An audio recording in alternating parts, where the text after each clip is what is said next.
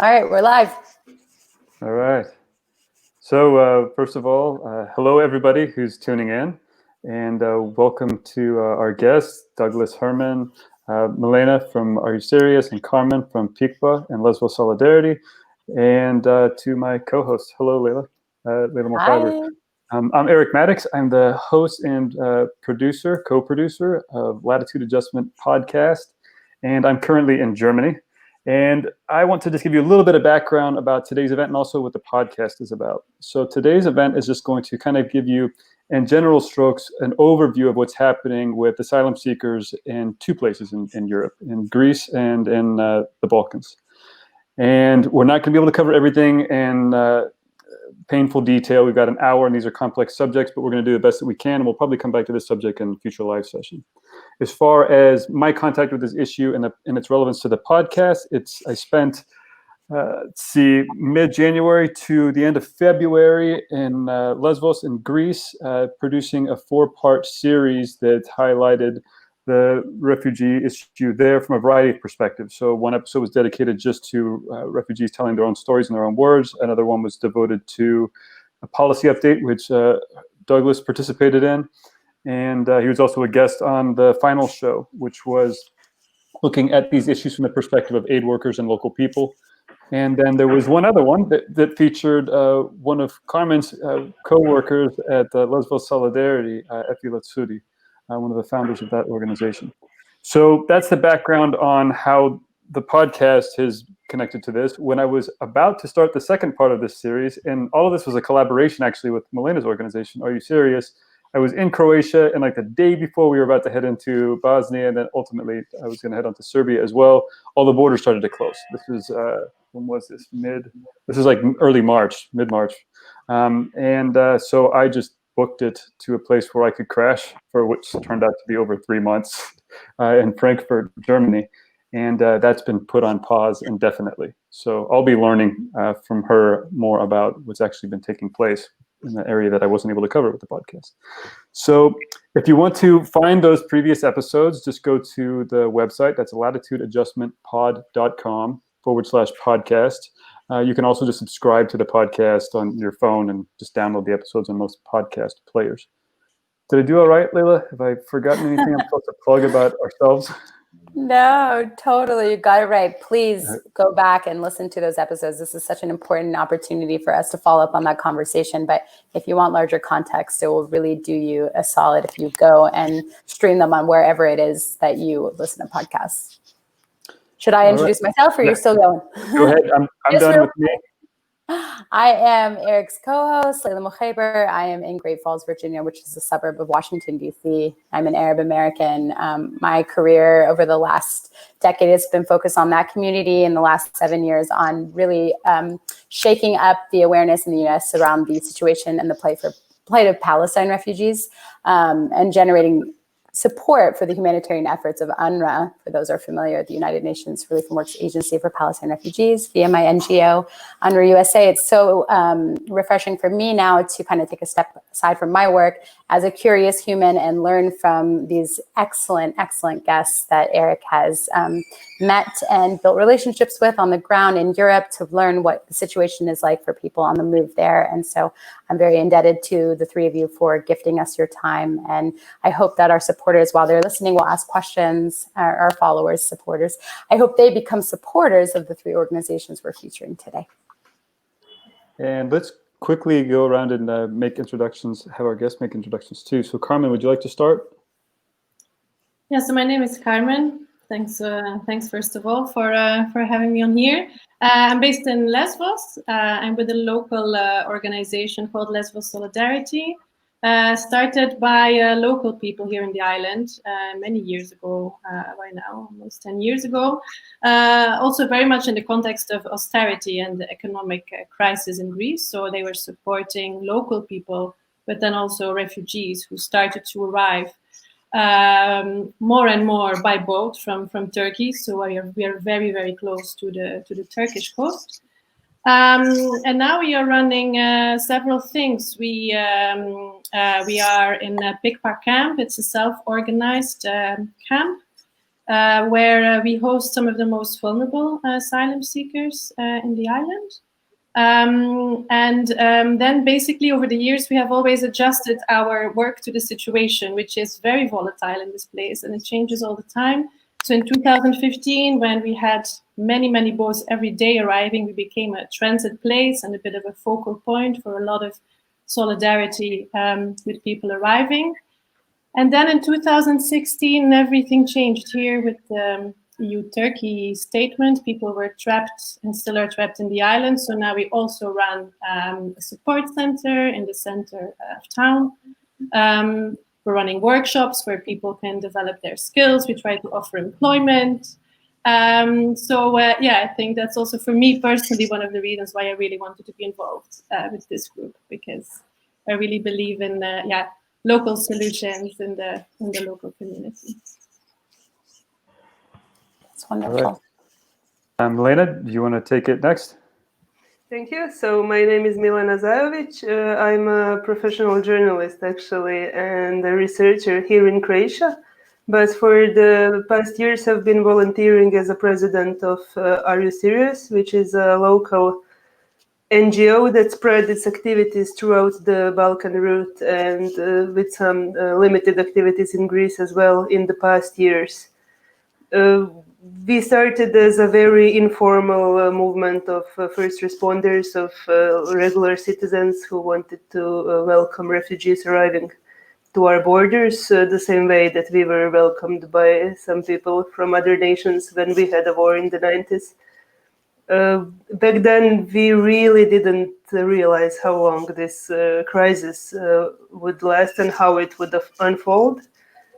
So today we are here at the final frontier of European Union for many of them, and this is how it is politically seen as well. So unfortunately, our country has the unpleasant task of not allowing refugees to enter European soil in order to ask for international protection here. We have been documenting numerous violations of human rights here at Croatian borders, also deep in Croatian territory.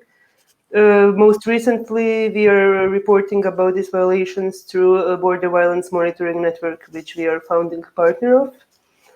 In Zagreb, where I'm currently based, we have a free shop, we have educational activities for children and adults, and we offer integration support in every part of their journey towards becoming equal citizens of Croatia and the EU. This is it in short. I'm happy to share further details later. Thank you, Milena. And Douglas, thank you. Yeah, thanks everyone for having us on the show, and it's really nice to see the new format after the previous versions that we've done. My name is Douglas. I'm a co-founder of Refocus Media Labs. We've been providing programming for asylum seekers on Lesvos in particular for the better part of the last 3 years to provide them opportunities to have access to media creation tools and instruction, and then a platform to be able to showcase their own original content. Our situation has changed a lot, as Carmen alluded to. It's a very volatile place on the front line here in Lesvos. So initially we started out as more of a cathartic type of escapism type program to just give asylum seekers a chance to learn photography and use their mobile devices as a creation tool and just get a little bit of a safe space. And then we quickly recognized the opportunity to develop skills for professional purposes and develop portfolios and give an opportunity for them to arrive in whichever country they would settle in with skills, with portfolio, with confidence, and with a chance at a career or any programming or employment that wouldn't be unprotected or would be unserved or underserved or underpaid. We really wanted to give people an opportunity to have a future trajectory that they chose. And we formed an EU entity, an NGO here in Warsaw. We're actually in Lesvos now. We're back, but we're based out of Warsaw. Our co-founder is Polish, Sonia Nanjik, and we've been permanently based on Lesvos since 2018. And our programming now has actually shifted from just regular daily classes that provide an opportunity for deep, intensive skill-based development all the way up to the point of making a feature film, which we produced this past year about deaths at sea and the process that deals with missing migrants and how our bodies identified. And this was an idea that came out of our students. The film was called Even After Death, and it is set to premiere this year in festivals around the world. And then now we're also dealing with the coronavirus and how people are trapped inside the camp. And it's forced us to suspend our programming, our traditional programming. So now we're guiding and coaching our students inside the camp to be citizen journalists, report from the ground, and collaborate with mainstream media so that they are the authors of the story that they know the best. And we've had the last 4 months have been really intense experience of producing content all over the world through international partners. And we're back, and we're hoping to do a hybrid of all of those things now. We're back on the ground, and we can't wait to start working with our students again. Wow, thank you to all three of you. It sounds like you take a very thoughtful approach to the work in centering the voices of refugees and helping them to empower themselves, which I really respect, and it's an approach we use in my work as well. But speaking of the coronavirus and the pandemic, as you just mentioned, Douglas, I'd like to pose a question to all three of you to start off the conversation, and that's how have the refugees on the border of the EU been impacted by the pandemic? If each one of you wants to kind of share a sense of how the population you're focused on is impacted. Anyone can Carmen, you should go first. You've been here this entire time, so Okay, you would have the best. I'll go first. Yes, I mean here in Lesvos and overall in the camps in Greece. I mean, sadly, it's been. I mean, there's been a total lack of corona measures in principle for the people in the camps. And of course, there, you know, the contrast with, you know, the messaging that goes to the general population: wash your hands, stay home, keep your social distancing. If you then see the images, you know, and the messages that come from places like Moria Camp, and I mean, I want to also salute Doug and his team of amazing journalists who have been reporting on this from the camps. I mean, it's it's a different universe there. You know, you see people who have to queue for half a day just to get some basic food, crammed together. They have no running water, basically, like a tap for like 2,000 people.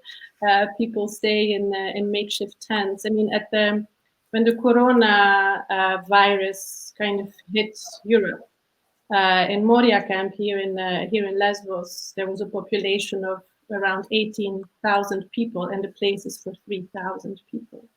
Oh. I mean, we're also talking about 1/3 of them being children, very young children.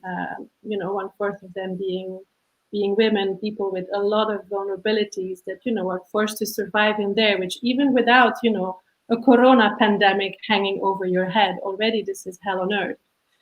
But of course, the corona pandemic did is even highlight even more the vulnerabilities of these people and how they are being treated by us, by Europe, because this is not again, to make clear, this is not a humanitarian disaster or something that comes out of nowhere. This is created. It's like willfully created, this situation in the islands, in the camps, by the European Union, and by all the European member states. And the other, I mean, very striking thing is that the lockdown is still going on in the camps in Greece. So the people are still right now stuck in Moria Camp. So Greece is holding a promotion campaign on tourism, is inviting tourists to the country. The tavernas are open, here in Mytilene, life continues for weeks already or months. And people are stuck there in 40, degrees, with no facilities, hardly any medical assistance. Like, I don't know, I sometimes we run out of words here, how to describe the situation. And the lockdown is now being extended kind of pro forma every 2 weeks without any justification. I mean, it's clear at this point, there is no justification. There has never been a confirmed case of COVID-19 in the camps, for example. And this again, of course, highlights the discrimination and the segregation and the fact that what is something that, we are very worried about, that this is again being exploited by governments to keep people, refugees, out of the public space and to use it as, an easy excuse for further clampdown, repression, stigmatization, and so on. The same which is happening with people who arrive on the boats now. they're put on a quarantine area in the north of the island, literally in the middle of nowhere. Like literally there is like nothing around. There's more than 100 people stuck there. Very unclear, you know, how much support they are getting, and you know, people are abandoned. Like this seems to be like now the default position. Just keep people stuck somewhere, and this is the only protection they're getting without, you know, basic sanitary provisions, doctors, everything. So this is, I mean, I can go on for a long time, but I will pass it on to. We could easily, I'm sure, devote an entire show just to this one question. Yes, of course. So, Milena, would you mind speaking to how this is playing out in your region in the Balkans? Yes, when talking about the coronavirus in the context of migrants, I think it's very important to differentiate two categories of migrants, so to speak. One of them would be people who were actually allowed to ask for asylum and to stay legally in our country, to stay in reception camps, where situation is, I would say, definitely better in comparison to the Greek camps, even though some things would, of course, could have been improved. During the lockdown, all of the NGOs, apart from the medical NGO operating in the camp, were not allowed to continue their activities. This also means for us, Are Syrious, for example, is not able to enter the camp since the lockdown began. When the government started lifting measures, the same lockdown measures actually remained, affecting the camp, even though people are allowed to move out freely, but NGOs are not allowed in anymore, or as the camp manager says, not yet. We hope this might change in the future. On the other hand, you have people who are now waiting at our borders in hopes of getting the same welcome, let's say, as these people had. But the people who were allowed to ask for asylum in our country and who were allowed to legalize their status are a painful minority, because only last year we managed to estimate that around 25,000 people have been illegally and violently expelled from our country, even in chain pushbacks expelled through several European countries back to Bosnia and Herzegovina and to Serbia, where most of them reside now. For these people, there is almost no medical assistance. Many volunteers also had to leave the area when the lockdown began. Some of them are now luckily slowly returning to the areas where these people are now living, many of them in makeshift squats or makeshift camps. The policy of both Serbian and Bosnian government was total repression. They used lockdown, they used pandemic as an excuse to turn reception facilities into detention-like facilities, to remove all of the refugees from the streets, to ban volunteers from accessing them, even for providing, for example, food or legal assistance or even health assistance in some cases. And in this obscurity, without independent monitors to remain in the area, we saw a dramatic increase in violence perpetrated against refugees by Croatian border officials. So according to the evidence that we managed to gather, now over 86 people who have been forcibly expelled from Croatia during the corona lockdown have experienced some form of torture. Just a quick technical note. I think that someone's microphone may be rubbing their shirt. We're picking that up a little bit. So just whoever's using like the kind of setup that I'm using, yeah, it might be Milena. Sorry, I didn't want to point fingers, but yeah, just something to be aware. So we can move on to the next question, but I also want to give Douglas a chance to respond to if there's anything that you want to add on that particular point. Yeah, sorry, I don't know. I don't know where my computer just disconnected from the internet. I'm like, yay, back to Lesvos. Awesome. It's very, very challenging here for connectivity. I would say that everything that Carmen said was like really a great encapsulation of the reality that's here. It's two worlds, one island. We could have done this call from a cafe without any social distancing. Everyone's hanging out like it's just the summer here, as it has been in the past. and then in the camp, no one can come out. But I would say that, you know, in a similar fashion to the old phrase that never waste a good crisis, the Greek administration has absolutely done that in two ways, really three actually. You had a significant local resistance to the creation of closed camps on the islands. The new government that came into power last year, led by Mitsotakis, Nea Demokratia, they are center-right, and they have been really much more right in their policies and the things that they're doing to asylum seekers. None of them are considered asylum seekers. They're not considered refugees. Even if they have that status, they're considered illegal migrants. Erdogan's decision to make a big announcement in the beginning of March to say that he's going to open the borders, they've totally taken advantage of that to push forward with pushbacks and to really just say national security is more important than anything. And so now they are basically breaking all international covenants on their borders, both land and sea. The coronavirus hits, and now they're able to lock people in, and they finally have the closed camp they were fighting for. The locals refused to have that closed camp and actually physically fought their police for several days until central government acquiesced. And then now they have a closed camp, and they continue to extend this every 2 weeks. I think in every 2 weeks, it's to ensure that there isn't some sort of like, if they say, oh, that's it, it's closed, then they'll have a huge riot. They'll have a huge resistance to this. But if it's every 2 weeks, there's this sense of kind of like almost try to pacify the people inside. And then you have, you know, every 2 weeks now you can't have anyone coming out, but you just have a completely imbalanced, almost bizarre world flip side to the reality of what's going on in the camp when everyone else can come here. And there isn't any social distancing being practiced on the flights to bring tourists in, and only some people are being tested to come to the island. And yet you have no cases in the camp, and none of these people can even go to the ATM.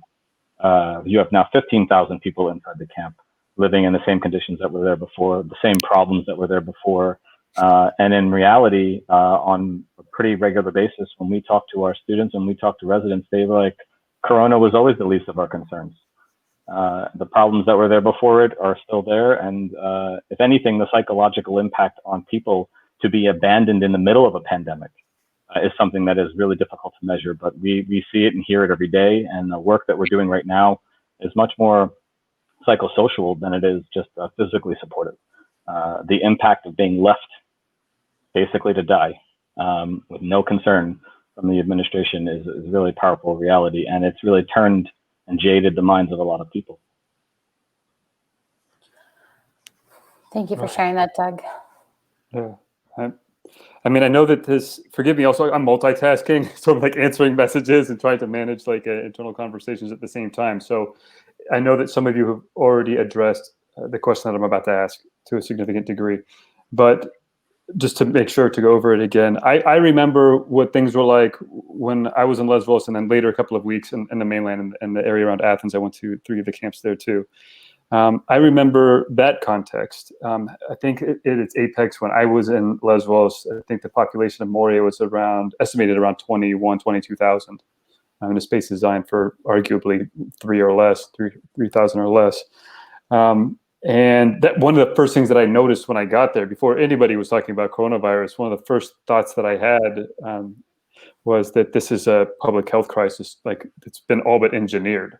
Like if you're trying to create the conditions to ensure that a bunch of people get sick, I couldn't imagine a better petri dish. So that was my first thought.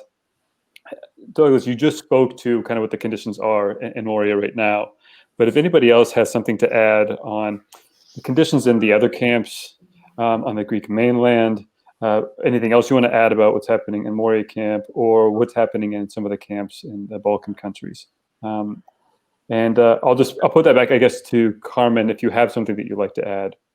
I mean, another element, I mean, many things to add, but I think one other element that is of huge concern right now in the islands and the mainland is another new regulation, a new decision by the government where they decide to now evict recognized refugees 1 month after they have received a positive decision, which means that basically now over around 11,000 people in Greece are being evicted or risk eviction, with basically no plan and no support network. So this started, kind of shortly after, like, the intensity of coronavirus went down, when the ferry started to go again. So then people who have a positive decision, who maybe were still, also still in Moria Camp or in other accommodations, also run by other organizations in the islands, were told, okay, buy your ferry ticket and go to the mainland, but without a support network. So then we saw, the squares like Victoria Square in Athens, all of a sudden full of people, many of them straight from Moria Camp, families with small children who literally have no place to go, who are in theory supposed to get into a support program that is run also like Helios, it's called. But then there are so many bureaucratic obstacles that people can't get into the program. So you have, this kind of situation that we often see where, where there is no plan and people are being sent from one institution, to the other.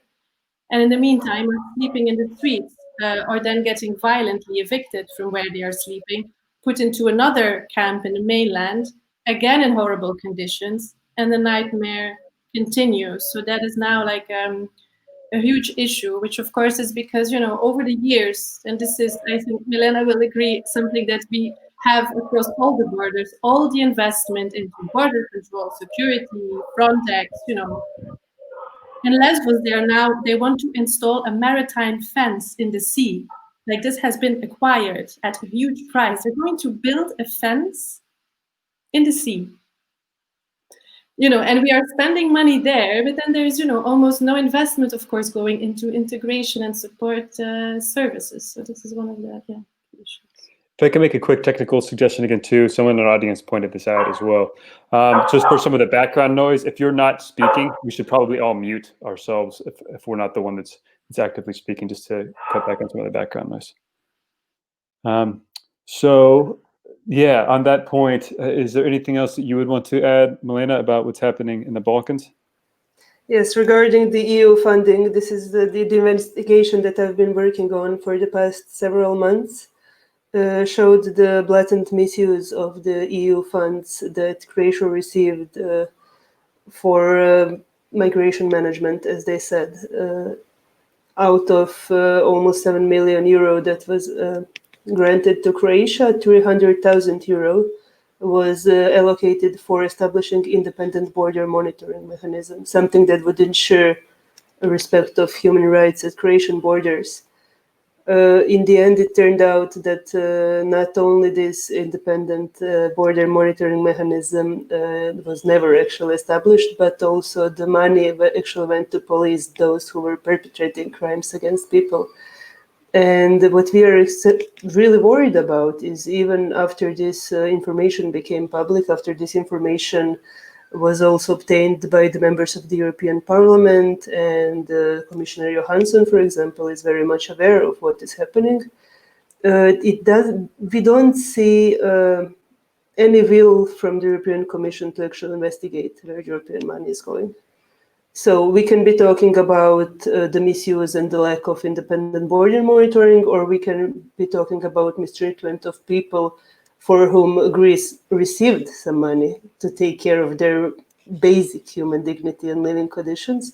I think throughout Europe we would see, and we would be able to find similar misuses or even disappearance of some of the money that was allocated for these people. And having in mind that the European Commission is obviously not doing anything about it, they're even assisting the countries in the cover-up to some extent, as we've also discovered. It seems that this is a very coordinated, discouraging policy against these people in hopes that the problem will just go somewhere else.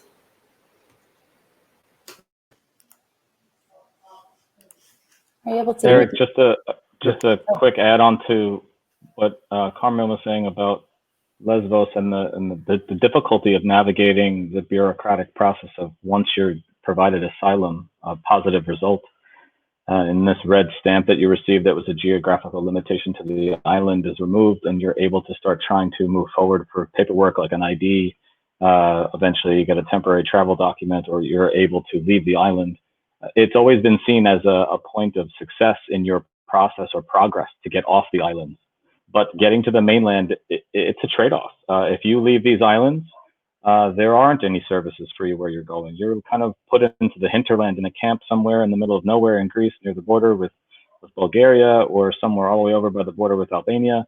You are completely isolated from support services. NGOs are not allowed to operate inside these camps. There's still, yes, the conditions there are better, but the quality of life is not improved if you have no access to education, skills training, legal services, and the ability to travel in and out of metropolitan areas to have a job or to pay survive. And the biggest challenge is right now getting off the island. You may be, so here's the crazy wrinkle, is that you may get an approval. You may get an approved status, and then these are the people who are now being victims of these evictions. You may get that, and within 1 month now, the new law in Greece says that that's it. They cut off your financial services, they evict you from housing, they take away all the supports, and you're meant to fend for yourself in a country that is still struggling with an economic crisis of its own, and then add Corona on top of that. And then there are no supports to help you navigate that system and integrate. But on top of that, you may still be stuck in a place like Moria for 6 months waiting for an ID. So the entirety of your asylum period, which used to be 6 months of support, is wasted inside the same conditions you were stuck in for 9 months or longer, waiting just to get the approval. And that, you can't argue that that is just happenstance. This is by design. It's criminal. If you were looking for vocabulary before, it's criminal.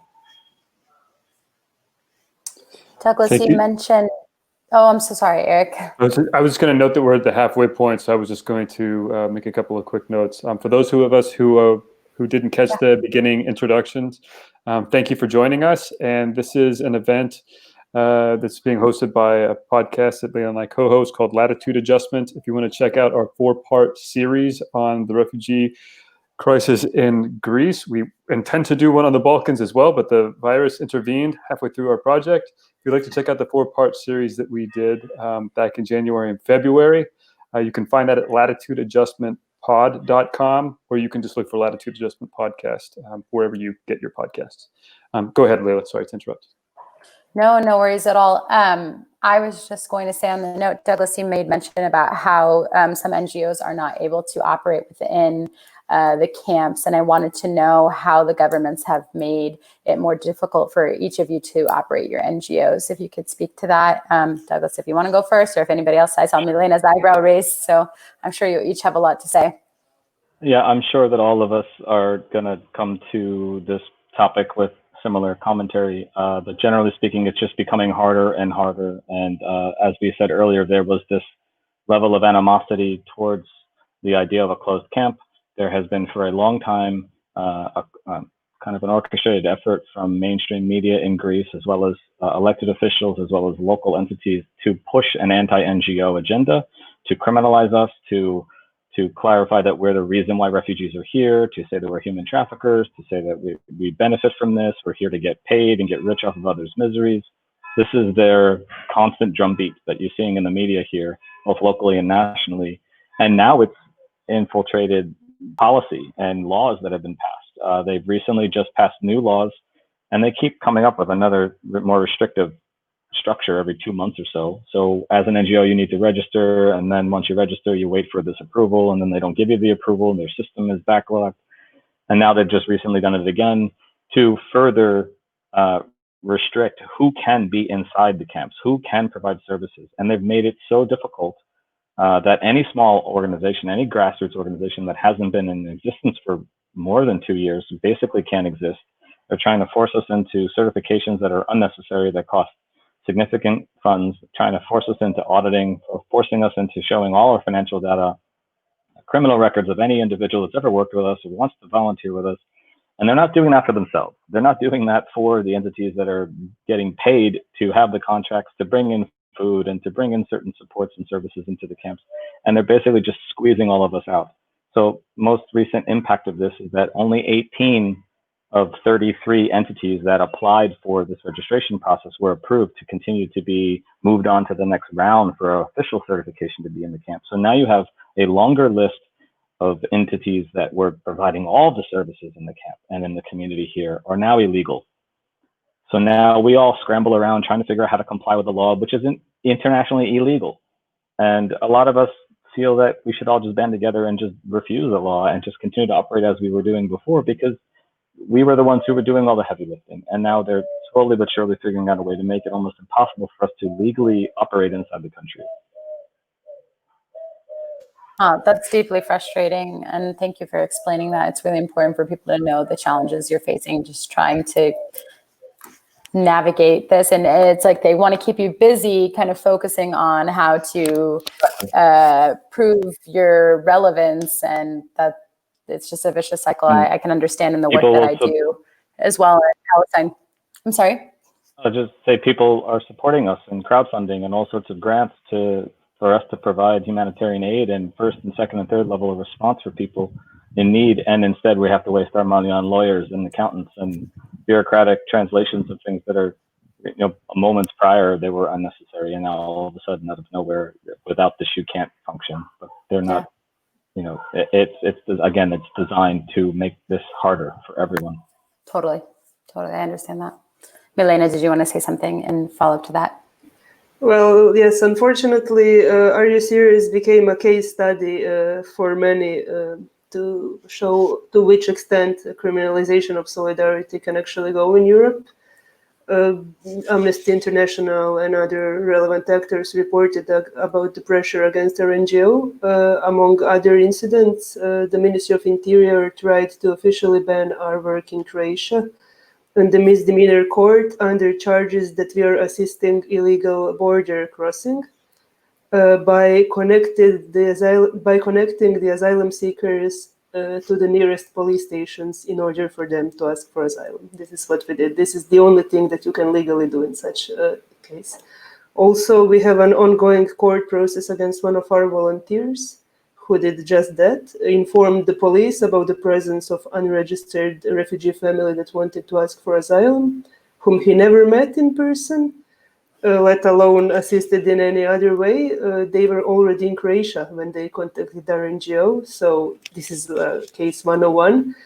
But nevertheless, he was charged for assisting illegal border crossing, and he is now facing jail time and the sentence of 45,000 euros.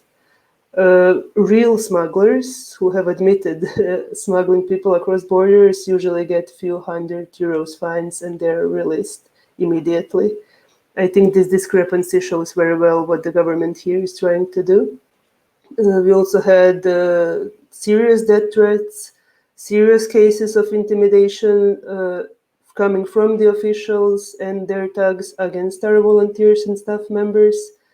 We are experiencing, I would say, a rather hard form of pressure at the moment, which we haven't informed the public about yet, because we are hoping to get some protection first. And this has been happening for years.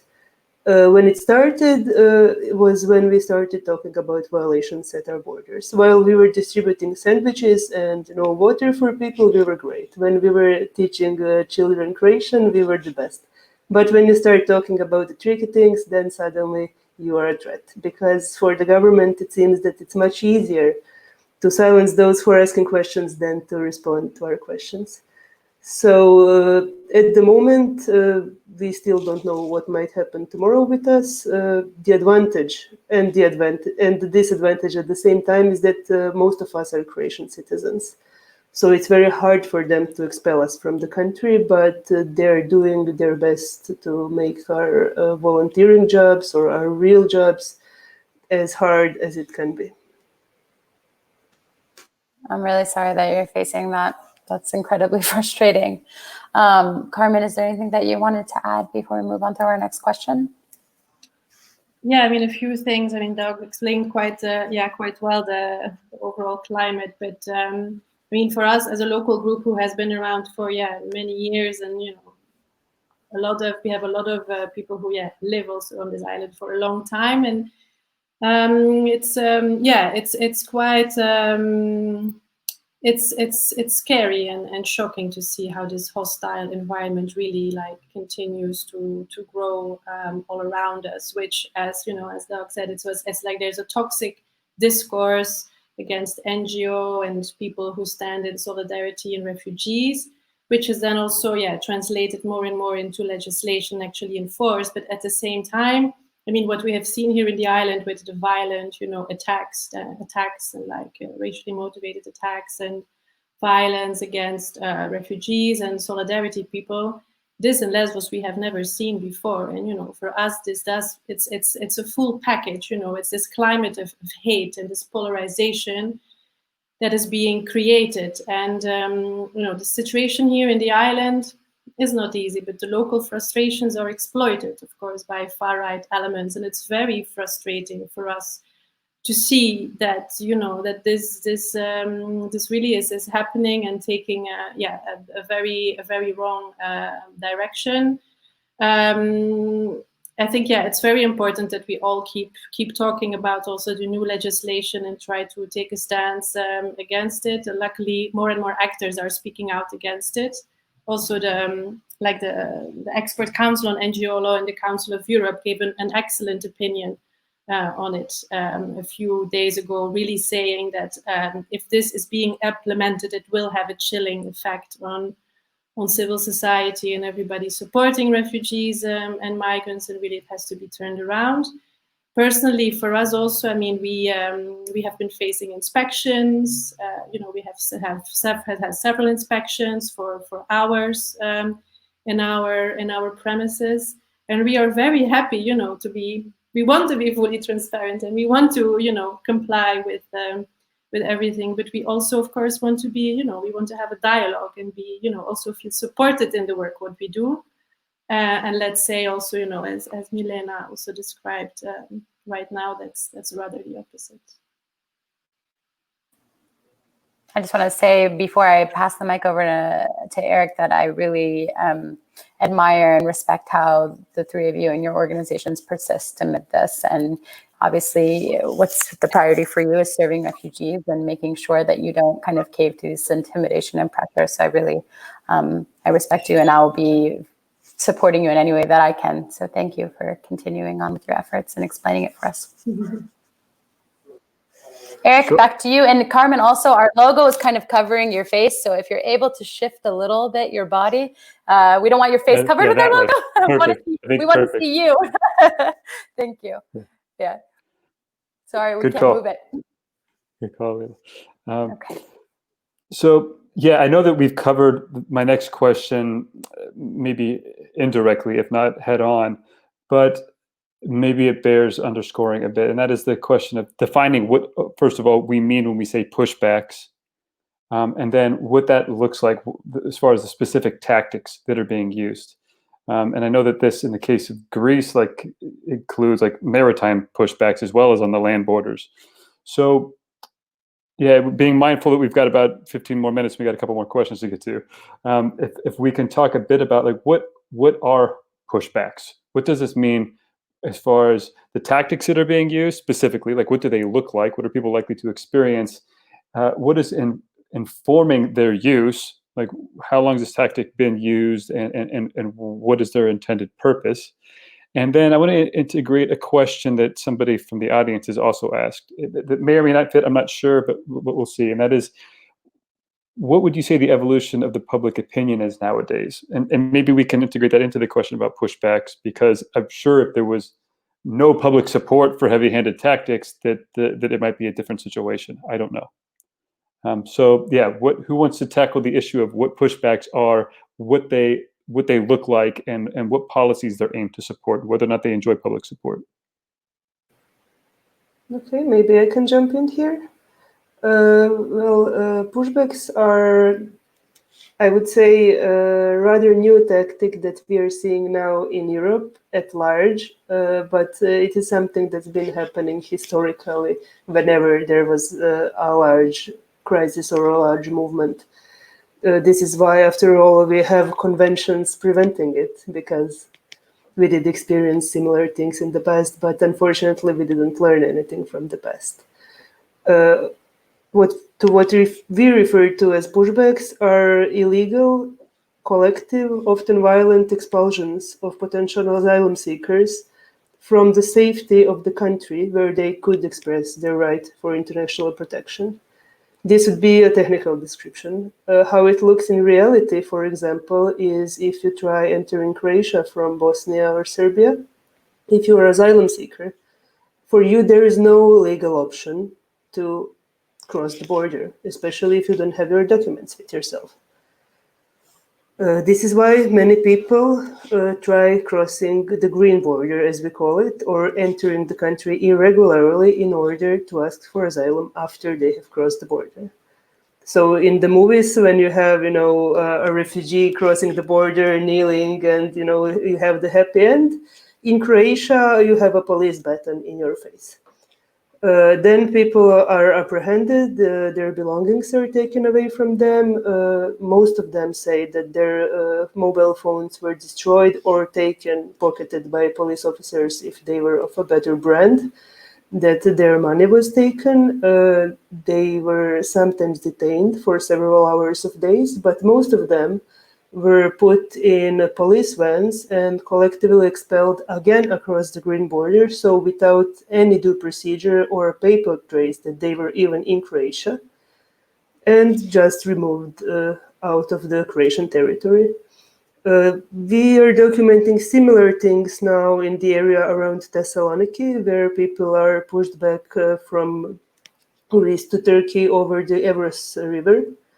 The same practice we see all the way from Italy through Slovenia, then Croatia, and then the Balkan ex-Yugoslavian countries. We see the same practices, even the chain pushbacks, for example, from Hungary, where this virus of pushbacks actually spread from in 2015, then through, for example, Serbia, and further towards Bulgaria or Macedonia, and then Greece. So you have the route of irregular migration towards the Western European countries, and then you have this reverse route of illegal pushbacks of the same people back towards Greece or towards the ex-Yugoslavian countries in the Balkans.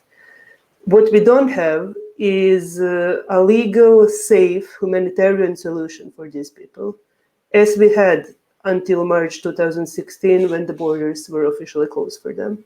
As Carmen described, you even have pushback tactics in the sea. I'm sure you can talk more about it. What I find especially concerning is the use of the floating tents that are actually used to save people from drowning. Now they're being used as a tool to push people back from Greek water territory towards Turkey. And would anybody care to speak to the Greek context? Yeah, thanks. Yeah, maybe just to come in, on the pushbacks, here of the coast of Lesvos in the Aegean at sea. Sadly, this is definitely not a new tactic in Greece. I remember in a different capacity, I came to Lesvos for the first time in 2013, exactly to work on that and to document and denounce the pushbacks that were happening at that time. But what we see now is that, especially over the last period, we have a lot of very strong evidence, also videos, pictures emerging from what is happening at sea, because of course we don't have eyes there. Of course, it's all happening under cover of darkness at night in the middle of the Aegean. Which is also why, even if now, also UNHCR, and bigger organizations, institutions start to say, okay, calling for investigations and so on, until now the Greek authorities say that they dismiss it as fake news, and they say that they comply with human rights. The reality is that we see videos that seem to be from some kind of very bad horror movie, where you see a dinghy full of people, also children. You see a speedboat arriving with masked men in dark clothes, and then usually the practice is violence being used. There, as Milena describes, belongings being taken, phones being taken. The engine of the boat is being disabled, sometimes also destroyed. And then people are being towed or taken from the Greek waters into Turkish waters, where they then are left also often now on these life rafts that Milena described, which are very dangerous because it's just, it's literally a floating tent, so people cannot maneuver. It's very dangerous to abandon people there in the middle of the sea, and then the Turkish Coast Guard will pick them up and bring them back to Turkey. I mean, this is of course totally illegal in any possible way. But also, I think what Milena hinted towards before is, of course, I mean, the deafening silence on the side of the Greek authorities and really their refusal to even engage with it. Even in the European Parliament earlier this week, MEPs were asking questions. And there were 3 Greek ministers in the conversation who just blatantly refused to even respond to any of the questions. The other element also is the deafening silence on the side of the European Union, on the EU. And, this is maybe even more worrying that, the commissioner will say pushbacks are not allowed, but she will not actually take concrete steps to put pressure to investigate. The EU is just only repeating that the Greek border is the European border. We support Greece in protecting our borders. They have the right to protect their sovereignty. And this, what is also sadly what we see also, getting through to the public opinion. Like in Greece in general, it's a pushback does not really have a connotation for many people as to something illegal. It's like part of border control. And, we have the right to control our borders. So it's it's important for us to keep denouncing and give details or try to give details and testimony with all the challenges that come with it. But it's very difficult also for the public opinion right now to get through to that. My concern is also that when we are talking about illegality of pushbacks, I'm afraid even this might change because we see upcoming legal changes on the European level, but we already see attempts of legitimization of this practice. For example, Croatian authorities have been claiming for a long time that their legal route for what they're doing is Article 13 of the Schengen Border Code, which says that the member states should discourage illegal border crossing, while at the same time ignoring Articles 4 and 14 that explicitly forbid such practices. So I think this sort of, choosing just the nicest candy from the box, the one that you can use to legitimize what you're doing, is something that we have been seeing for a long time. But recently, we saw something that was even more interesting for me when faced with very serious and very concrete allegations from different MIPs that went to the field, that were hosted by us in Bosnia and Croatia and Slovenia, and that returned to European Parliament with very concrete names, locations, dates of people who were pushed back, whom they personally met. At one point, our Minister of Interior lost his temper and he said a remarkable sentence. He said, yes, but the dogs that you were mentioning, because they mentioned dog bites, the trucks that you're mentioning, the police officers that you were mentioning, who is funding it? It is funded by your money. It is funded by the EU. So in fact, he kind of, returned the arguments to them. And this was the only sentence that he said that day that I could really agree on, because what we are seeing now is obviously a very coordinated, very systematic practice. And the fact that, for example, whenever we publish a bigger report about violations, they cease for a few days and then they reemerge. It shows that it is orchestrated. It can be stopped very easily, but it is also the pattern that you have similar pattern, copy-paste pattern of pushbacks along all of the borders, or at least external borders of the EU, also shows some level of coordination and impunity. I think it's a bit of a loop in that your last part of this was about what's the public consensus on things, or what's the climate like. And I think it's a bit of a loop. There's a rising sense of nationalism in Greece in particular. I know it's also in other Balkan countries that you see plenty of people feeling very comfortable on social media to communicate their ideas, either purely their ideas or their bots, like kind of regurgitating the same kind of a message out repeatedly. But if you want to really get an idea of what the climate is like, just look at the posts on any pro asylum seeking post from an NGO, from a news organization, from a report about any of this. You look at a Lighthouse report, something that we've put out, anything that's about the pushbacks, and you just look at the comments. And that is a really great thermometer for the climate that we're dealing with right now. And then you look at individuals who have actually physically made it to the islands. They've put their feet on Greek soil, not even just in the waters. They've been found in the water again, like in these tents, or back in Turkey, or on an island crop in the middle of both. There is no international water between Greece and Turkey. So somehow someone's picking them up off the land and taking them and putting them back out in the water.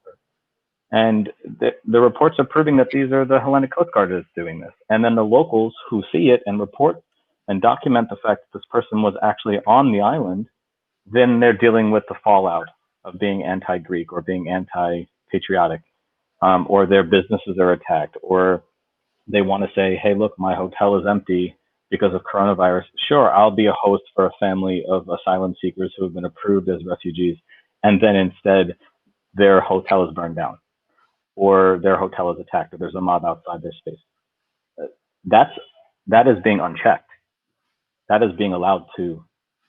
We just had an incident a couple of days ago in the north of Lesvos, where the police said we couldn't act to stop the situation because our officers would have been lynched by the mob. That was their direct quote. So it's an acquiescence of responsibility from the law or collaboration that's allowing these things to take place. So, and this is up in Evros, this is near the border with Bulgaria, this is all over the hinterland, this is on the island. And it's promoted because this message keeps getting regurgitated and spit back out. And if you're getting a steady diet of this, you see this all over Europe and in America right now. If you get a steady diet of this and you don't hear the other side of it and you have no personal connection to these individuals, it's very easy to just stay inside that bubble. Thank you all for giving us, I think, a very well-rounded perspective on what's happening from multiple angles in several different contexts. And I know we're going to have to cut some of our questions because we're running short on time, unfortunately. And I knew that it would kind of play out that way because these are very complex issues that you've all dealt with very eloquently in a very limited amount of time. So I'm going to just pass it over to Laila to go ahead and ask our last question. We've got about 3 minutes left, but I want to make sure that we give each of you an opportunity to answer this question. Yeah, obviously this is a good question to end on, and hopefully we'll be able to bring the three of you on for additional live sessions, whether to focus on each of your areas of work or collectively to speak more about this, because this is not something that we want to just have you on once for and then forget about the issue. So with that in mind, we have had an average of 50 people watching us at all times, and what's one thing that you think our viewers can do in support of your efforts? I'd love to be able to give people a tangible way and to make them aware of just maybe one of the most pressing things they can be addressing. Carmen, can you go first? Yes, I mean, for us, one of the key things is that people help to broadcast information, from the islands and the situation here. It's very, often we all feel, very abandoned in this place. It's like you're part of Europe, but in a way you're like living in a parallel universe where, this wide range of violations are just happening with impunity. And I mean, a very simple thing is people can also follow us, on our social media. We're most active on Facebook, where we try to publish, updates on the situation or ideas for actions and campaigning. So that would be a great starting point if people can join us and then help us to denounce and keep the pressure up and get support for the work we're doing on the ground. On that note, I will say anyone who's watching right now, hit that share button at the bottom of the video on Facebook. If you're watching on Facebook, get this video onto your page so we can exponentially increase the reach. And we will be putting contact information for the various organizations being featured today. Doug, can you speak next about one way that we can be supporting Refocus in your efforts? Sure. It's not so much how to support Refocus, it's more about how to support the people that Refocus and these other organizations are supporting. It's contrary to the belief on the island that Europe doesn't want to help Greece. is that the reality is that many Europeans, many leaders in European states do want to take people. And for whatever reason, current governments are blocking that process or delaying that process. And there are multiple campaigns in every major European member state that wants to bring people out of these conditions. And 50 people here, 12 unaccompanied minors to Portugal, 25 to Germany or something, it's not enough. We need the level of engagement from regular citizens on the ground inside their own countries to force their leaders to bring these people safely. And at this current moment, there are so many people who have already been given refugee status and they're wallowing away here without opportunity. They don't want to be here. The Greeks don't want them here. The Greek government doesn't want them here. The leadership in the other countries and the people in the other countries do have accepted to say, yes, bring them here. So just make that happen. Help us make that happen. Sure. And if there's any links later that you could help share for people to advocate to their representatives, that would be really useful. That's how it's done here in the US. I can't say that I know at all how that is done across Europe.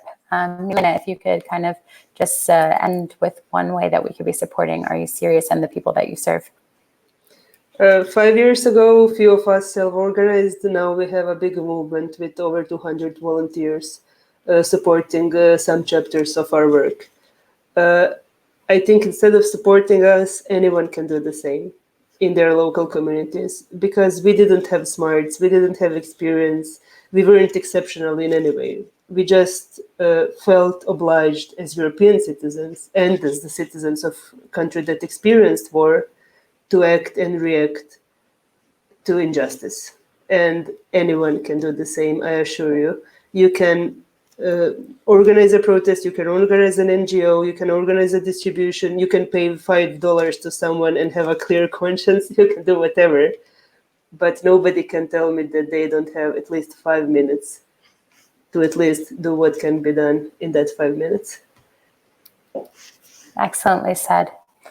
I want to thank you all again. I want to thank Eric for the opportunity. He's spent a lot of time in Europe and in these camps and knows all of you in person. And I'm really grateful to have this opportunity to be part of this conversation, to ask you questions and allow the people who follow the podcast and even my personal followers, Eric's personal followers, to hear from your expertise.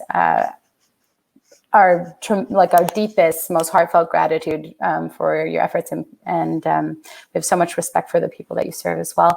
I know that we have to end our show because we've kind of hit the time. I want to give Eric a chance to say anything and follow up, and I also want to ask the three of you to stay on the line even after we end the broadcast so we could chat with you for a moment. Great.